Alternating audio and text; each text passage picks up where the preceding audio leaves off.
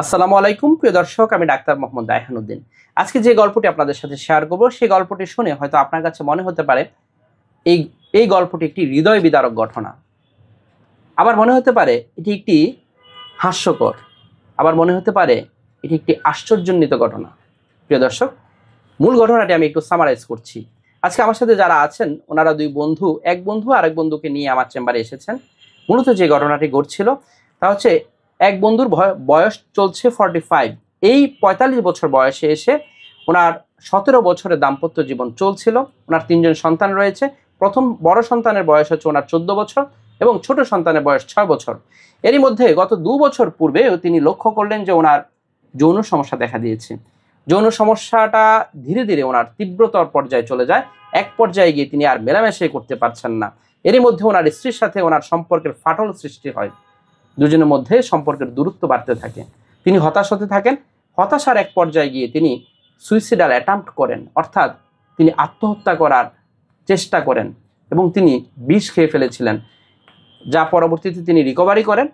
এবং এখানে পরবর্তীতে ওনার বন্ধু সেই ঘটনাটি শুনে, সে বন্ধু আমাকে ফলো করছে, আমার ভিডিওগুলো দেখছিলেন দীর্ঘদিন ধরে, সে বন্ধু আমার এখানে নিয়ে আসেন এবং চিকিৎসা নেওয়ার পর আলহামদুলিল্লাহ তিনি এখন সম্পূর্ণরূপে ভালো আছেন। দাম্পত্য জীবন ভালো যাচ্ছে এবং ওনার স্ত্রীর সাথে সম্পর্ক উন্নতি হচ্ছে। শুনবো ওনার মুখ থেকে। কেমন আছেন? জি, ভালো আছি আলহামদুলিল্লাহ। যে গল্পটি বলছিলাম সেই গল্পটিতে আপনারই গল্প, তাই না? জি, আমারই গল্প। এবং আপনি মূলত এই যে আপনার বয়সটা এখন কত চলছে? 45 এবং আপনার দাম্পত্য জীবন কত বছর ছিল? 17 বছর। 17 বছর চলছে। এবং আপনার সন্তান কয়জন? 3 জন। 3 জন। বড় সন্তানের বয়স 14 বছর, 14, ছোটটার বয়স 6 বছর। এর মধ্যে কি হয়েছিল যে আপনি সুইসাইডাল অ্যাটেম্প্ট করেছিলেন? আসলে আমি মানে আর কি দাম্পত্য জীবনের একটা ভালো সময় ছিল। এখন আমার আসলে ধীরে ধীরে ডায়াবেটিস আর কি দেখা দিচ্ছে। দেখা দেওয়ার পরে যৌন সমস্যা দেখা দিচ্ছে। আসলে আমি স্ত্রীর সাথে সহবাস করতে বা মিলন করতে পারতেছিলাম না। আমি আসলে খুব লজ্জায় পড়ে গেছিলাম।